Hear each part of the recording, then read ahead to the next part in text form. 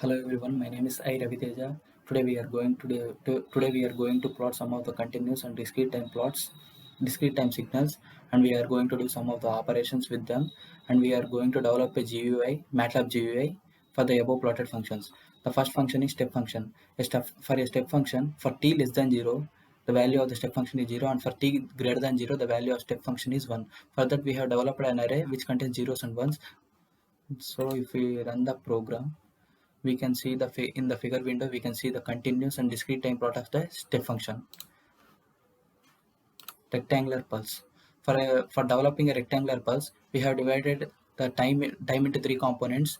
One is the first component from -1 to 0, the second component from 0 to 1, the third component from 1 to 2. We have combined all these components, and we have written in each time period we have mentioned the value of the y value. For the first time period, the value is zeros function. For the second time period, it is ones, and for the third time period, it is two. It is zeros. If you plot this in a figure window, we can see a continuous and a discrete time signal. A signum function is a signum function is defined as for n greater than 0, the signum function value is equal to 1, and for n equal to 0, the signum function value is 0, and for n less than 0, the signum function value is 1. For that, we have defined n from -10 to 10, and we have generated a matrix which consists of zeros and ones.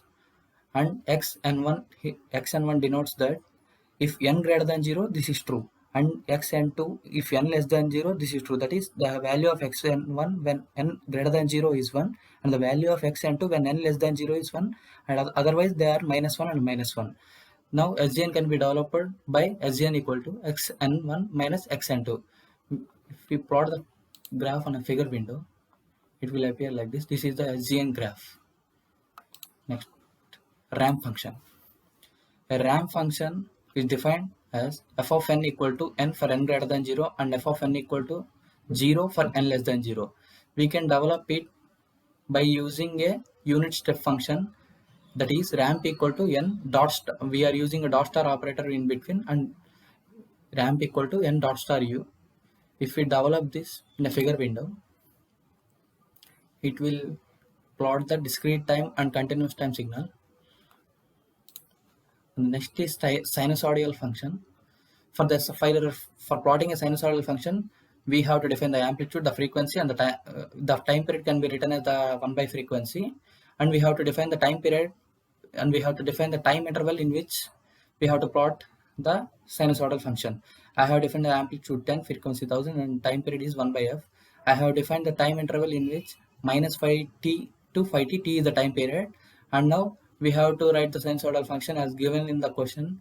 A star, so we have to use the star operator in case of a multiplication, and since the f is a frequency, we have to write 2 pi ft.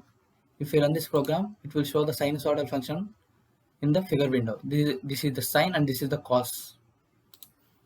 And real exponential function. For real exponential function also, basically exponential function means e power xt, e power b. If the b value, a into e power b, if the b value is real, then it is called a real exponential function. If the b value is complex, then it's called complex exponential function. I have defined each and every value, and I have defined an interval in which the graph has to be plotted. If we plot this, we can see the continuous and discrete time signals of this function. And the next is the complex exponential function. In the same way, if we write the b value as a complex one, we can show the complex exponential function. For complex exponential function, it is a 3D graph, so I have used a plot 3 function, and I have defined all n comma real part and the imaginary part inside the brackets. If we run this program, it will show a 3D diagram of the complex exponential function. And the next question is to show an impulse function. Basically, an impulse function has a value at n equal to 0, and at all other values, its value is 0. So that in the same way I have defined an interval in which I have to define the impulse function, and I have written a matrix such that it contains all the zeros in the left, it contains all the zeros in the right, and it at the only single position 0 it will have some value. I have defined the value as 1 in my case, and if you run this program, we can see the continuous and discrete values of the impulse function. And now causal exponential function. A causal exponential function is that signals that are 0 for all negative time are called causal exponential function. That is, if the time value is less than 0, t is less than 0, then the value is 0, and if t greater than 0, then the value is the same value, that is ex equal to a star exp whole power n. In MATLAB, we can define exponential as exp of n. This is an inbuilt notation. If you plot this in a figure window, it will appear like this. For t less than 0, it is 0, and for t greater than 0, it is increasing like an exponential function. And now the next question is addition of signals. For adding two signals, for adding any number of signals, we have to define those amplitudes and those frequencies, and we have to define the time period in which all these signals have to be plotted. And if we define a y equal to x1 plus x2 plus x3, that is x1, x2, x3 are the previously defined signals, then we can plot it by using the plot function. This is the final plotted signal of the addition of the three signals. And next question is product of signals, I think. Okay, product of signals. For this also, we have to use the same amplitude defining and frequency defining, and we have to use a dot star operator for multiplying these two. If that is y3 equal to y1 dot star y2. If we run this program, this is the multiple product of these two signals. This is the first signal, this is the second signal. Okay. For developing a periodic sinusoid, we have to define the period, that is the time period, and we have to define some amplitude, and we have to define the time period. We have to define the time interval in which the sinusoidal has to be plotted. And if you use the plot function, it can be shown on the figure window as like this. And the next question is periodic square. For defining a periodic square, it has an inbuilt function like sine. If we, in the place of sine, if we use square, and we have to define the same time period and the time interval and the amplitude and the frequency. If you use the plot function, then it will plot this. This is the rectangular, I think. For square, if we can use square. And the next question is sawtooth. For a sawtooth function, it is like in the interval, it is increasing and decreasing. If we run this program, it is like this. First is it increases and then decreases, increases and decreases, increases, decreases, like this.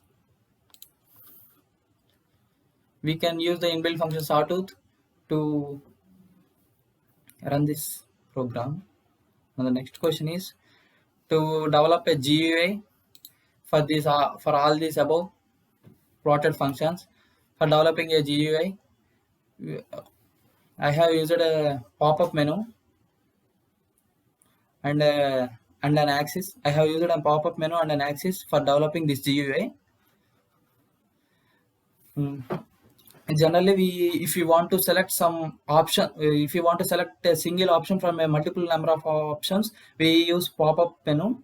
So going to details, then we have to going to details of the pop-up menu. We have to define the strings, that is the values of, that is if you want to plot sine, cos, all these, we have to define all these strings in the details of the string, and we have to mention the tag of it. After that, we have to distinguish each of the selected strings. For that, we will use getHandles function, and after that, for each variable we will write the specific code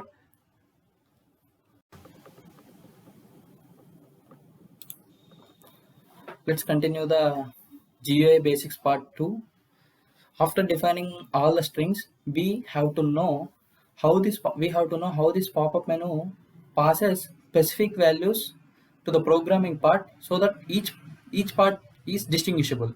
For that we will go to the callback of the pop-up menu, and we will create a variable a, and we get some different values for each of the function, and we will inspect the value property of it. If we run this program, it will create a pop-up menu and a graph for each of the string. If we want to plot a step function, it will plot this, and if you want to plot sinusoidal, it will plot this. We after getting the values, the number for each string, we have to write a switch case loop, so that for each value of a, we will write a code. That is, if sign allows to 2, then for 2 we will write the code of the sign function. If the suppose periodic square function allows to 3, then in under the case 3 we will write the code for the periodic square function. After that we can run the program. It will shows the pop-up menu, and we can also put some of the things like editing, that is edit toolbox and statics toolbox, like that. Thank you.